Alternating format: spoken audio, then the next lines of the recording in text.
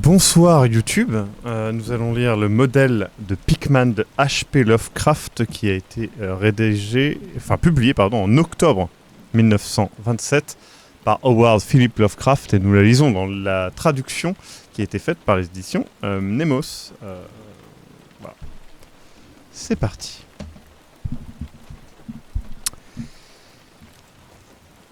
Inutile de me prendre pour un fou, Elliot.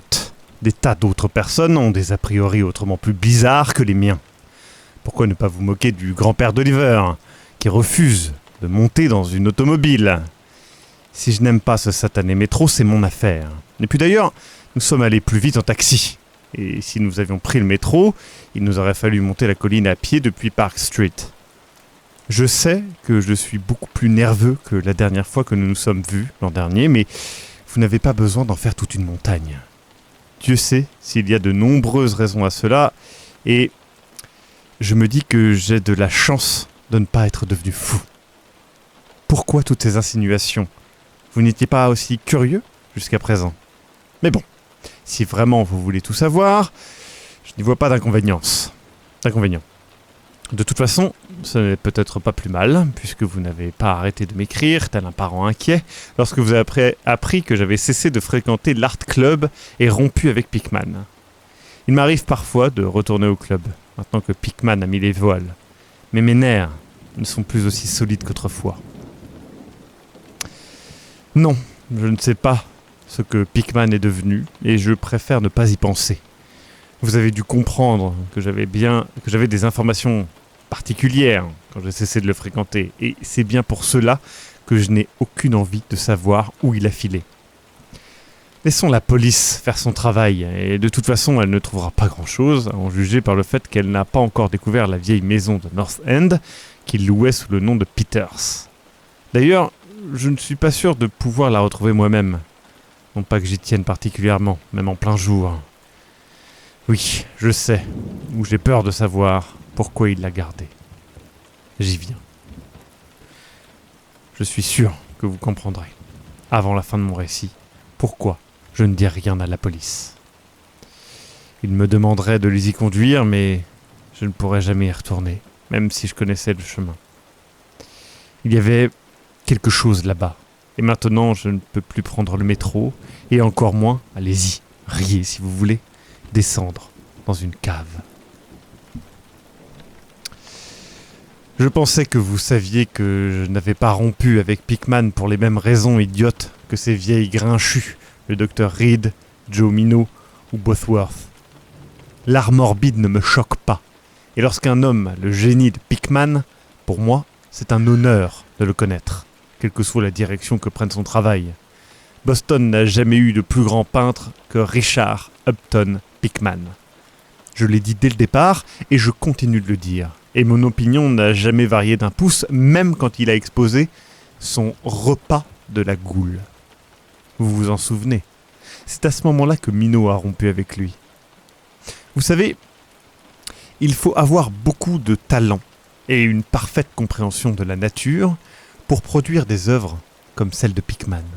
N'importe quel peintre du dimanche qui fait des couvertures de magazines peut barbouiller ses toiles de peinture et appeler cela cauchemar ou sabbat de sorcière ou portrait du diable. Mais seul un grand artiste peut rendre ce genre de choses véritablement effrayant ou lui donner l'apparence de la vérité. Parce que seul le véritable artiste connaît sur le bout des doigts l'anatomie de l'horreur et la physiologie de la peur. C'est-à-dire le genre exact de lignes et de proportions connectées aux plus terrifiants instincts latents et souvenirs ataviques, tout comme les bons contrastes de couleurs et effets de lumière susceptibles d'éveiller le sentiment d'étrangeté qui sommeille en nous. Je n'ai pas besoin de vous expliquer pourquoi un Fuseli nous procure de réels frissons, alors que le frontispice d'une mauvaise histoire de fantôme nous donne juste envie de rire. Ces gars-là perçoivent quelque chose, au-delà de la vie, qu'ils sont capables de nous faire toucher du doigt, l'espace d'un instant. Doré en était capable. Sim aussi. Angarola, de Chicago également, et et Pickman en était encore plus capable qu'aucun artiste avant lui, ou, Dieu m'entende, après lui. Ne me demandez pas ce qu'il voit.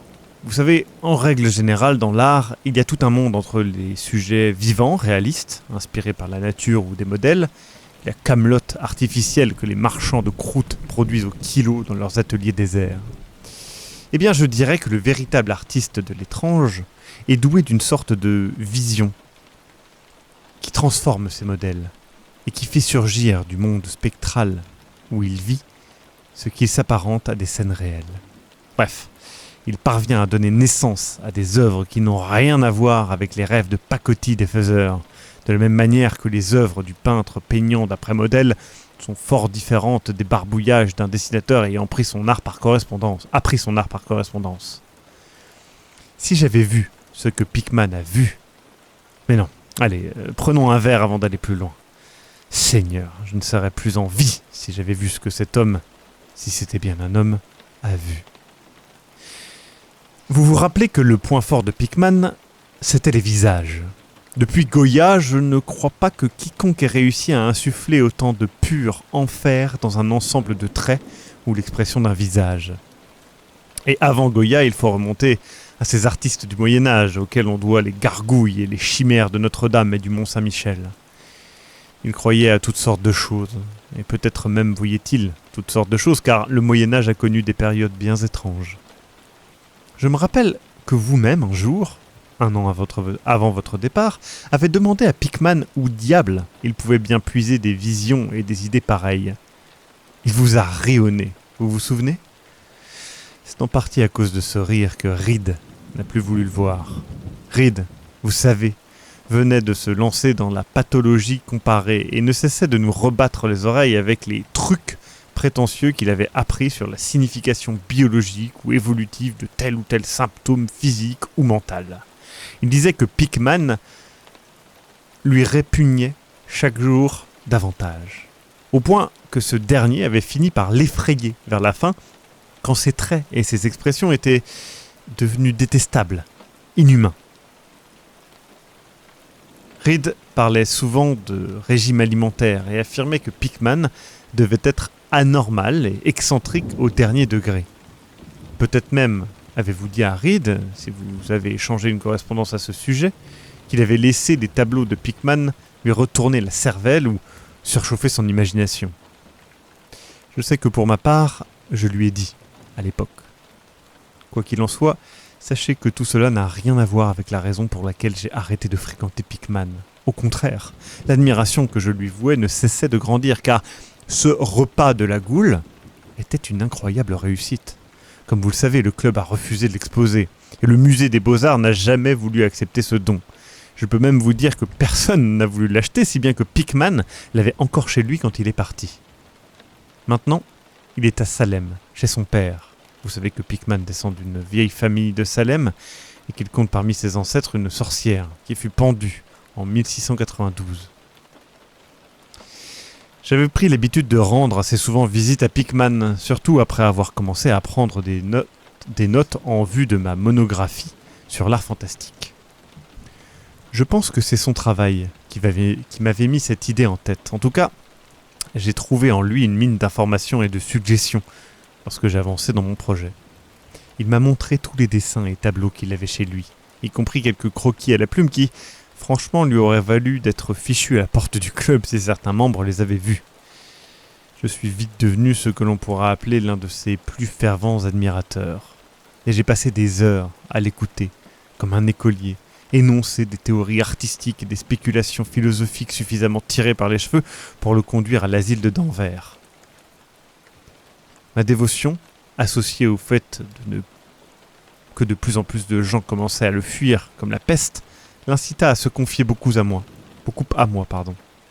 Un soir, il suggéra que si je savais tenir ma langue et faire preuve d'assez de sang-froid, il pourrait me montrer quelque chose de plutôt inhabituel, quelque chose d'un peu plus fort que tout ce qu'il avait chez lui. « Vous savez, dit-il, certaines choses ne sont pas faites pour Newsbury Street. Elles n'y ont pas leur place et, de toute façon, on ne saurait les y concevoir. » Ma tâche consiste à percevoir les harmoniques de l'âme. Or, on ne les trouve pas dans ce quartier de parvenus, cet ensemble de rues artificielles tracées sur un lotissement. Back Bay n'est pas Boston. Elle n'est rien pour l'instant parce que elle n'a pas encore eu le temps d'accumuler des souvenirs et d'attirer les esprits locaux. S'il y a des fantômes ici, ce sont de gentils fantômes apprivoisés d'un marais salant ou d'une baie peu profonde. Or, ce que je veux, moi, ce sont des fantômes humains. Des fantômes de créatures suffisamment évoluées pour s'être penchées sur l'enfer et avoir compris le sens de ce qu'elles ont contemplé. Le seul endroit où un artiste doit habiter, c'est North End. Si un esthète est sincère, alors il doit supporter des taudis pour l'amour des traditions qui s'y sont accumulées. Bon sang, mon vieux, ne comprenez-vous pas que des endroits comme North End ne se sont pas contentés d'avoir été créés, mais qu'ils ont en fait poussé. Plusieurs générations les unes après les autres y ont vécu, éprouvé des sentiments et y sont mortes, à une époque où les gens n'avaient pas peur de vivre, d'éprouver des sentiments et de mourir. Ignoriez-vous qu'il y avait un moulin sur Copp's Hill en 1632 et que la moitié des rues actuelles furent aménagées en 1650 ? Je puis vous montrer des maisons vieilles de 2 siècles et demi, si ce n'est plus des maisons qui ont été témoins d'événements qui réduiraient en poussière une habitation moderne. Que savent les contemporains de la vie et des forces qui la sous-tendent ? Vous prétendez que l'affaire des sorcières de Salem ne fut qu'une hallucination collective, mais je parie que mon arrière-arrière-grand-mère aurait pu vous raconter bien des choses. Elle fut pendue à Gallows Hill, la colline des potences, sous le regard moralisateur de Cotton Mather. Mather, maudit soit-il, craignait que quelqu'un ne réussisse à s'échapper de la maudite prison de la monotonie. Dommage que personne ne l'ait ensorcelé ou ne lui ait sucé le sang pendant la nuit. Je peux vous montrer une maison où il a habité, je peux vous en montrer une autre dont il redoutait de franchir le seuil, malgré tout le courage dont il se vantait. Il savait des choses qu'il n'a pas osé mettre dans son stupide Magnalia, ni dans ses puériles merveilles du monde invisible. Par exemple, saviez-vous que North End était jadis entièrement parcouru par un réseau de souterrains qui permettait à certaines personnes de se rendre les unes chez les autres, ainsi qu'au cimetière et à la mer? Ils pouvaient bien poursuivre et persécuter les gens à la surface. Il n'empêche que tous les jours, il se passait des choses qui leur échappaient, et la nuit, ils entendaient des rires dont ils n'arrivaient pas à situer l'origine. D'ailleurs, mon vieux, je vous parie que sur 10 maisons bâties avant 1700, parmi celles qui tiennent encore debout et qui sont restées en l'état, je peux vous montrer des trucs bizarres dans les caves de 8 d'entre elles. Il ne s'en écoule guère de mois sans qu'on lise dans les journaux que des ouvriers sont tombés sur des galeries murées et des puits sans issue dans telle ou telle vieille maison en cours de démolition. L'an dernier, on pouvait en voir une près de Henchman Street, depuis le métro aérien. Il y avait des sorcières, et toutes ces choses qu'elles avaient invoquées avec leurs sortilèges, des pirates et ceux qu'ils avaient rapportés de la mer, des contrebandiers, des corsaires. Ah, je vous le dis, les gens savaient vivre autrefois. Ils savaient comment repousser les limites de la vie. Notre monde n'était pas le seul monde que pouvait connaître un homme audacieux et sage. Pouah ! Et dire que par contraste, les cervelles d'aujourd'hui sont si tristement délavées que même les membres d'un club de soi-disant artistes sont pris de frissons et de convulsions dès qu'un tableau outrepasse les limites de ce qu'on peut supporter, assis à la table d'un salon de thé de Beacon Street. Notre époque ne doit son salut qu'à la satanée bêtise qui l'empêche de s'intéresser au passé de trop près.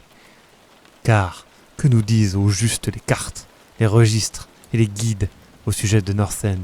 Bah, moi je vous garantis que je peux vous conduire vers, à vue de nez, 30 ou 40 ruelles et réseaux de ruelles au nord de Prince Street, dont moins de 10 personnes soupçonnent l'existence, en dehors des masses d'étrangers qui y pullulent.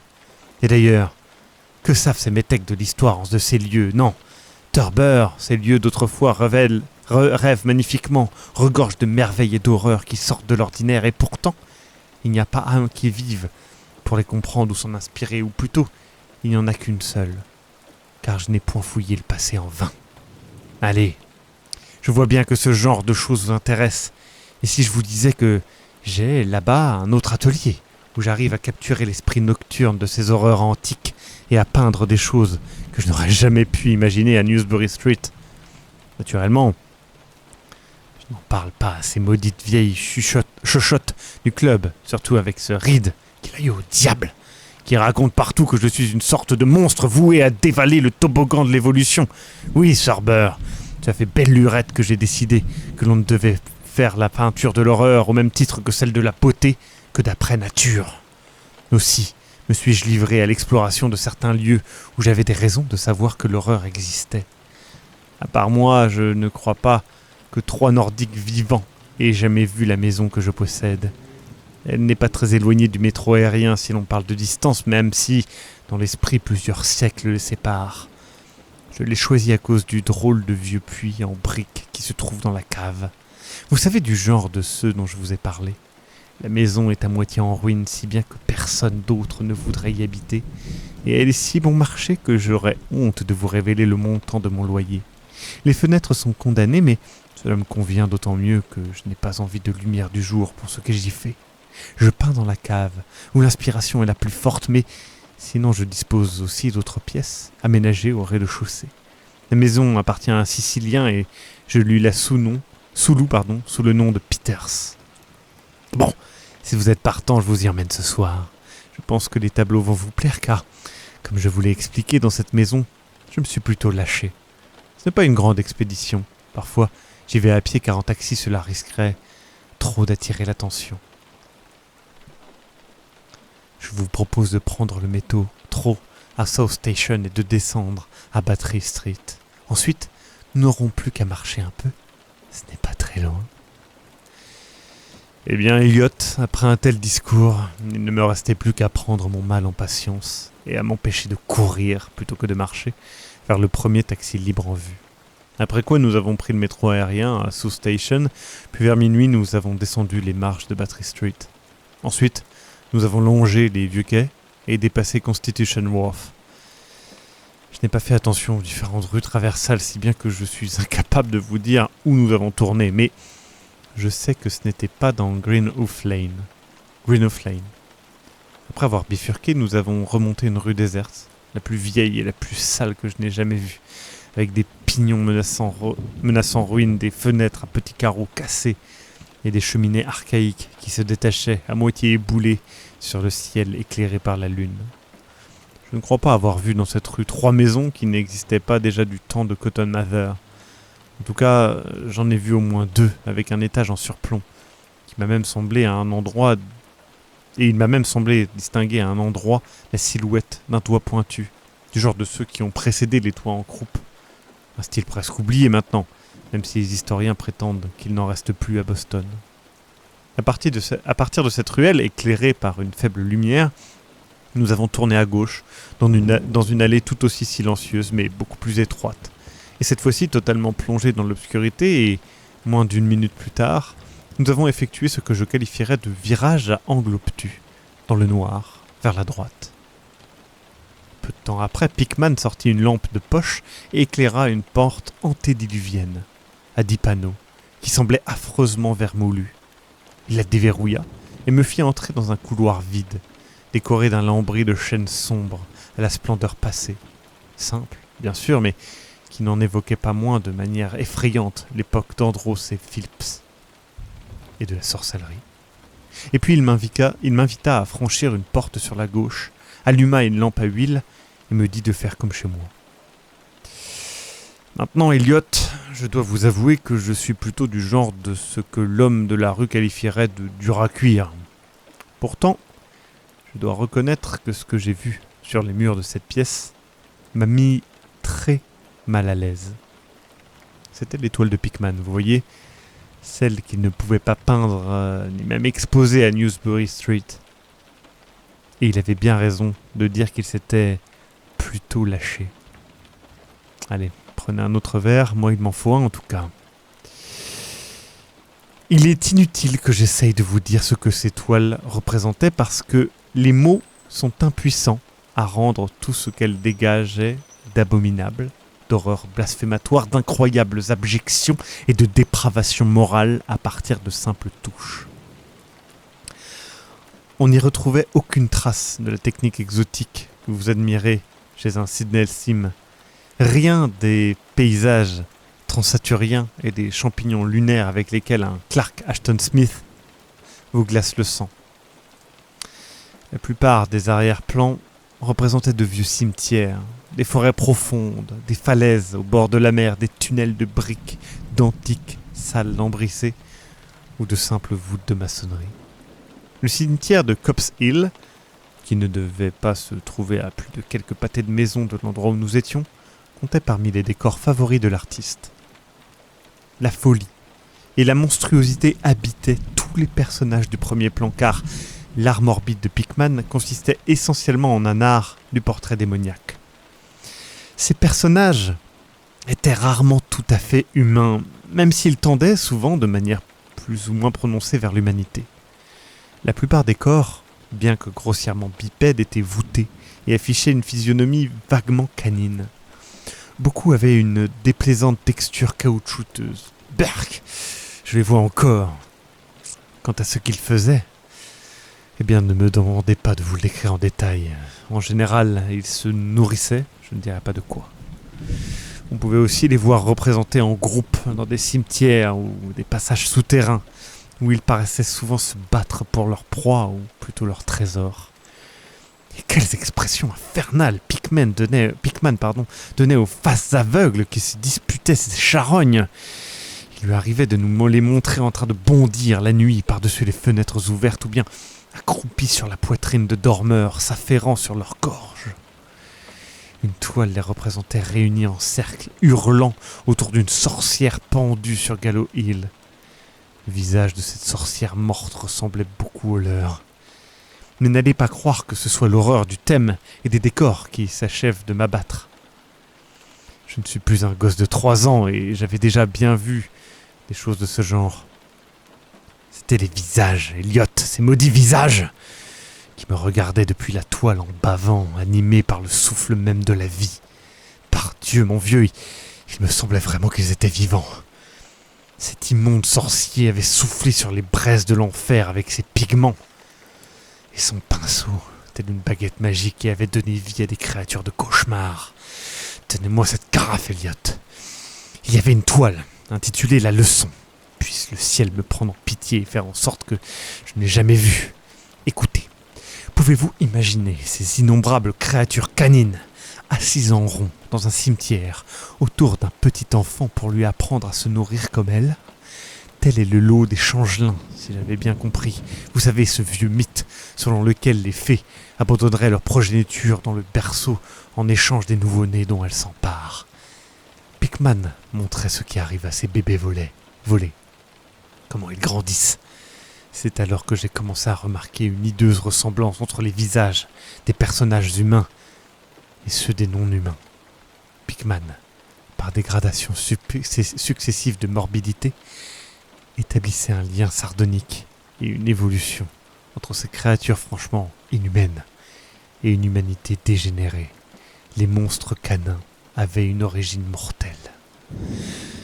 À peine m'étais-je demandé comment ils comptaient rendre les petits de ces infectes créatures, ces changelins abandonnés chez les hommes, que j'aperçus un tableau qui répondait précisément à cette interrogation. Il représentait un vieil intérieur puritain, une pièce aux nombreuses poutres apparentes, avec des fenêtres treillissées, un banc de bois et le mobilier frustre du XVIIe siècle, où une famille était assise pendant que le père lisait les Saintes Écritures. Tous les visages étaient empreints d'une grande noblesse et respiraient la dévotion, sauf un, qui reflétait toutes les railleries de l'enfer. Il s'agissait du visage d'un jeune homme, probablement celui du fils de ce père fort pieux, mais en réalité cet enfant était le rejeton d'une de ces abominables créatures.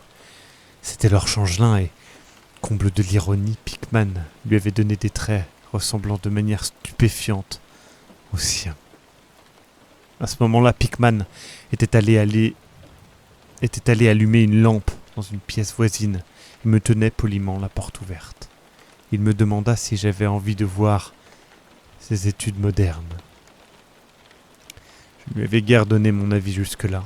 La peur et le dégoût m'ayant cloué le bec, mais je pense qu'il avait parfaitement compris dans quel état je me trouvais et qu'il prenait mon attitude pour un grand compliment.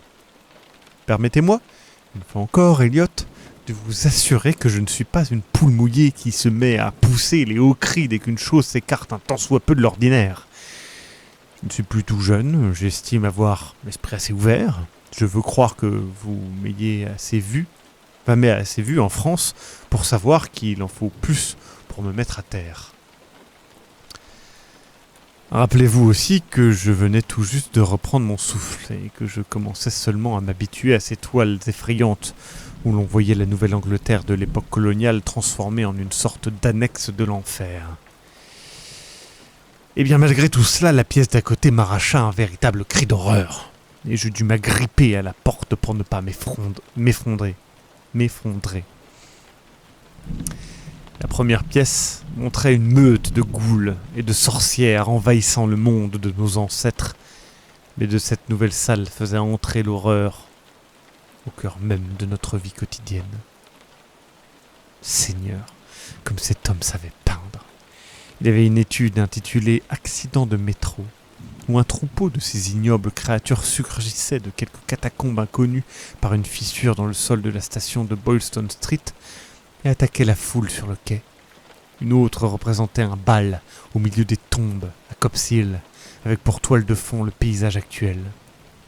Plusieurs autres montraient des caves où des monstres grimaçants se glissaient par des crevasses et des trous ouverts dans la maçonnerie pour s'accroupir derrière des tonneaux ou des chaudières en attendant que leur première victime descende l'escalier.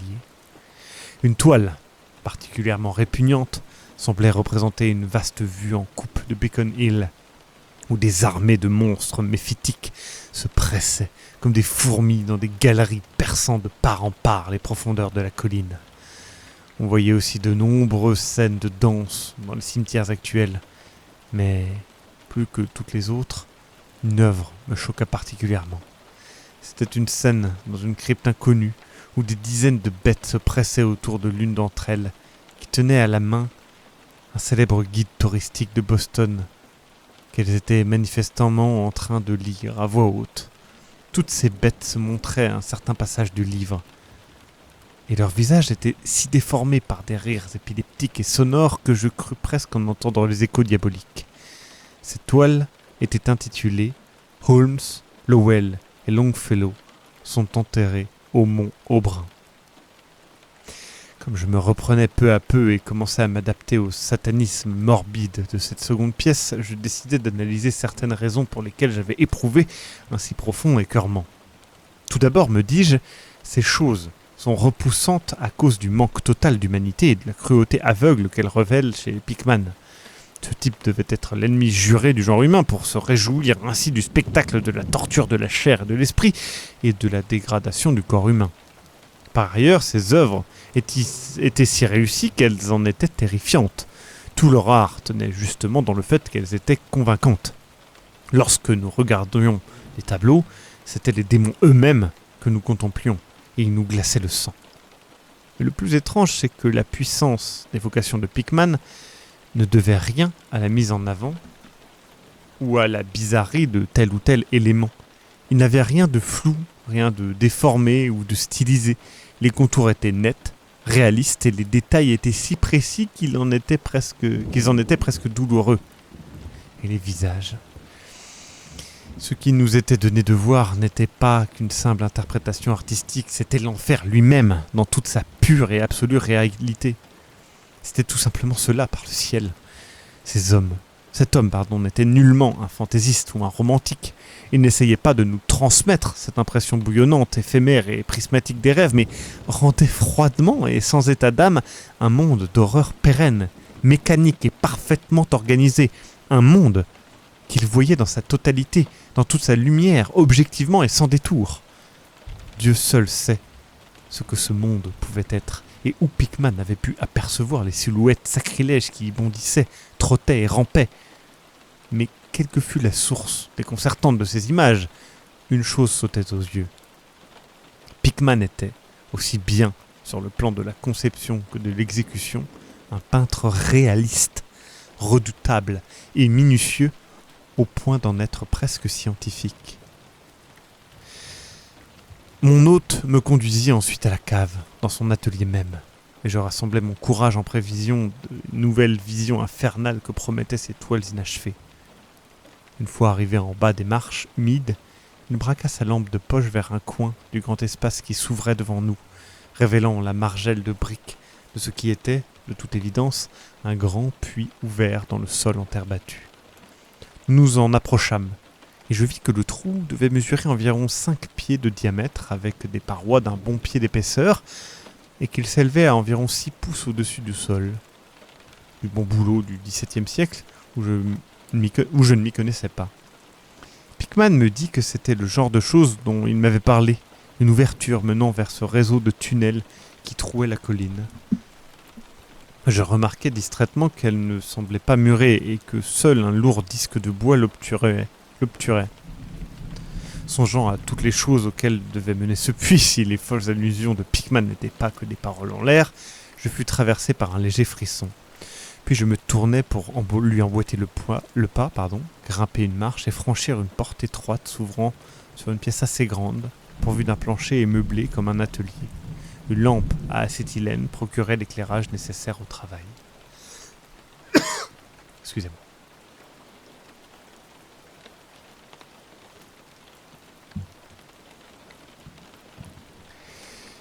Les tableaux inachevés, posés sur des chevalets et appuyés contre les murs, étaient aussi épouvantables que les toiles du rez-de-chaussée et témoignaient du même sens du détail que de l'artiste.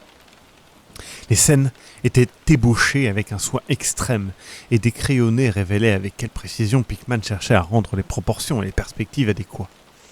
C'était vraiment un grand artiste, et je le dis encore aujourd'hui malgré tout ce que je sais.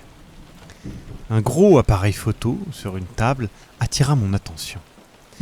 Pickman m'expliqua qu'il s'en servait pour prendre des clichés destinés à ses arrière-plans de façon à pouvoir les peindre ensuite d'après photo dans son atelier, au lieu d'avoir à transporter tout son matériel aux 4 coins de la ville pour y peindre telle ou telle vue. Il était d'avis qu'une photo valait aussi bien qu'un vrai décor ou de vrais modèles et il m'avoua y avoir fréquemment recours. Il y avait quelque chose de profondément inquiétant dans ces esquisses répugnantes et ces monstruosités à moitié terminées qui me lorgnaient depuis tous les côtés de la pièce. Et lorsque Pickman dévoila soudain une gigantesque toile posée dans l'un des coins à l'abri de la lumière, je fus rigoureusement incapable de retenir un profond hurlement, le second de la soirée. Son écho se répercuta sous les voûtes sombres de la vieille cave aux parois couvertes de salpêtre. Je dus réprimer une sorte de réflexe nerveux qui risquait de sortir sous la forme d'un rire hystérique. Dieu miséricordieux, Elliot. Je ne savais pas ce qui tenait du réel et ce qui n'était que le fruit de mon imagination. Il ne me semble pas qu'un tel rêve soit possible sur Terre. C'était un blasphème colossal et sans nom, avec des yeux rouges étincelants, qui tenait entre ses griffes osseuses une chose qui avait jadis été un homme, dont il rangeait la tête comme un enfant grignote un sucre d'orge. Il se tenait vaguement accroupi et on avait l'impression, en le regardant, qu'il pouvait à tout moment lâcher sa proie pour repartir à la recherche d'un morceau plus juteux. Mais bon sang, ce ne fut même pas le sujet du tableau, si diabolique fut-il, qui me plongea dans une panique éternelle, ni le sujet dont, ni la face de chien avec ses oreilles pointues, ses yeux injectés de sang, son nez camus et ses lèvres baveuses. Ce ne furent pas non plus les griffes squameuses, ni le corps couvert d'une couche de moisissure, ni les pieds à moitié fourchus. Rien de tout cela, même si n'importe lequel de ces détails eût suffi à faire perdre la raison à une âme sensible. C'était la technique, Elliot, une technique maudite, impie, contre nature. Aussi vrai que je suis en vie, nulle part ailleurs je n'avais vu le souffle de la vie si intimement mêlé à la toile. Le monstre était là, lorgnant, rongeant, grignotant et lorgnant de nouveau, et je savais que seule une interruption des lois de la nature avait pu permettre à un homme de peindre une telle chose sans modèle, sans le moindre coup d'œil jeté à ces mondes souterrains qu'aucun mortel n'a contemplé sans s'être vendu au diable. Un morceau de papier enroulé sur lui-même se trouvait punaisé dans un coin vide de la toile. Probablement, pensai-je, une photo à partir de laquelle Pickman voulait peindre un arrière-plan aussi hideux que le personnage qui devait mettre en valeur. Je tendis la main pour le prendre et le dérouler, afin de le regarder lorsque soudain je vis Pickman sursauter, comme si on venait de lui tirer dessus. Depuis que mon cri de stupéfaction avait réveillé de curieux échos dans la cave obscure, il tendait l'oreille avec une intensité particulière et maintenant, il semblait en proie à une peur qui, bien qu'en rien comparable à la mienne, paraissait avoir une cause plus matérielle que spirituelle. Il dégaina un revolver, me fit signe de me taire, puis retourna dans la partie principale de la cave et ferma la porte derrière lui. Je crois que je restai immobile une seconde, tendant l'oreille à mon tour comme Pickman un instant plus tôt. Il me sembla entendre un faible bruit de galopade, accompagné d'une série de couinements ou de râles provenant d'un endroit que je n'arrivais pas à situer. Probablement de très gros rats, me dis-je avec un frisson. Puis il y eut une sorte de claquement sourd qui me donna la chair de poule, une espèce de claquement furtif, tâtonnant, même si je suis bien en peine de vous dire avec des mots ce que je ressentais alors. C'était comme si un gros morceau de bois était tombé lourdement sur de la pierre ou de la brique, du bois sur de la brique. À quoi cela me faisait-il penser ? Le bruit retentit de nouveau plus fort qu'auparavant. Il y eut une vibration, semblant signaler que le bois tombait plus bas que la première fois. Après quoi, j'entendis un grincement sec, puis Pickman hurla quelque chose d'incompréhensible et enfin la décharge assourdissante de 6 coups de revolver, comme si un dompteur de lion avait tiré en l'air en un spectaculaire rappel à l'ordre. Il y eut un couinement ou un braillement étouffé suivi d'un bruit sourd, puis de nouveaux bruits de bois sur la brique, suivi d'une pause et de l'ouverture de la porte, ce qui me fit brusquement sursauter, j'avoue. Pickman reparut, arme fumante à la main, maudissant les rats obèses qui infestaient le vieux puits. Le diable sait ce qu'il mange, Thubber, déclara-t-il en grimaçant. Car ces vieux souterrains relient le cimetière à l'antre des sorcières et à la côte. Mais quelle que soit leur nourriture, ils doivent être à court car ils avaient diablement envie de sortir. Votre cri a dû les attirer, j'imagine. Il vaut mieux faire attention, dans ces vieilles maisons, nos amis les rongeurs en constituent l'unique inconvénient, même s'il m'arrive parfois de penser qu'ils sont en atout pour ce qui est de l'atmosphère et de la couleur locale. Eh bien, Elliot, ainsi s'acheva mon aventure cette nuit-là. Pickman avait promis de me montrer son atelier et Dieu sait qu'il avait tenu parole. Je pense qu'il a dû me conduire hors de cet enchevêtrement de ruelles en passant par un autre chemin, car lorsque nous avons enfin aperçu un réverbère, nous nous trouvions dans une rue vaguement familière avec ses rangées monotones d'immeubles d'habitation mêlés à de vieilles maisons. Il s'avéra qu'il s'agissait de Charter Street, mais j'étais trop tendu pour prêter attention à l'endroit où nous l'avions rejointe.